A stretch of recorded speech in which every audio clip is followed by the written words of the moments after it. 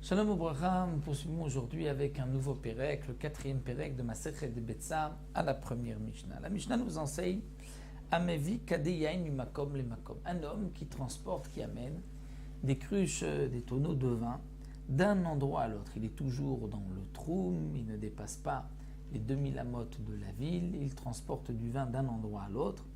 Comment va-t-il les transporter le vin?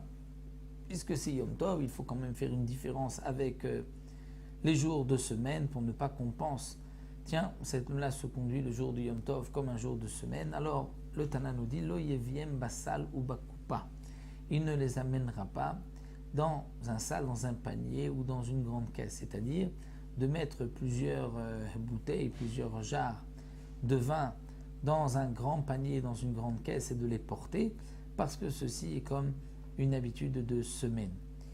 Aval meviu al ketefo lefanav, mais il pourra prendre une ou deux jarres de bouteilles sur son épaule ou devant lui dans ses mains, puisque là on voit que c'est pour le jour de Yom Tov. Lorsqu'il prend de grandes quantités, il met quelques bouteilles dans un panier ou quelques bouteilles dans une caisse, on se dit tiens, ça c'est pas pour Yom Tov seulement, c'est pour un jour de semaine, donc c'est un maaser chol. Mais lorsqu'il prend une ou deux bouteilles sur l'épaule ou devant lui, on sait que c'est pour Yom Tov.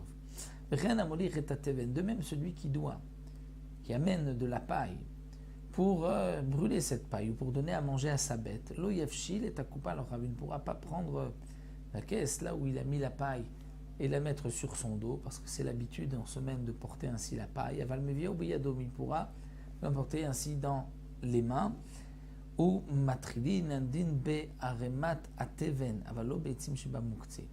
Et bien qu'il n'a pas préparé avant Yom Tov, donc ce tas de paille, qui n'avait pas l'habitude donc de le prendre le jour de Yom Tov, de se servir de là-bas, on pourra malgré tout, Matrine, on pourra prendre Yom Tov de là-bas, même si on n'avait pas préparé, même si c'est la première fois qu'on prend de ce tas de paille, on pourra prendre pour brûler la paille le jour du Yom Tov, avallo be'etzim shiba muktzeh, c'est-à-dire ce Tana n'a pas de digne de muktzeh, c'est pour cela que le tas de paille, il n'y a pas de problème, même si ça n'avait pas été réservé à l'avance, on peut prendre cette paille pour allumer un feu, mais on ne pourra pas prendre etzim shiba muktzeh, c'est-à-dire etzim shiba muktzeh, c'est lorsqu'il y a une remise derrière les maisons, muktzeh qui est mise donc ainsi de côté et qu'on n'a pas l'habitude de s'y rendre. Et donc ces bois, il s'agit, comme nous explique le Barthénora, de grandes poutres de cèdre qui sont destinées à la construction. Là, dans ce cas-là, le Tana de la Mishnah est d'accord qu'on ne pourra pas les prendre parce qu'ils sont muktzeh. Muktzeh, quel muktzeh? Puisqu'on vient de voir que ce Tana ne craint pas le muktzeh pour le tas de paille, mais c'est un muktzeh mahmat risaron kis, c'est-à-dire où il y a une perte d'argent.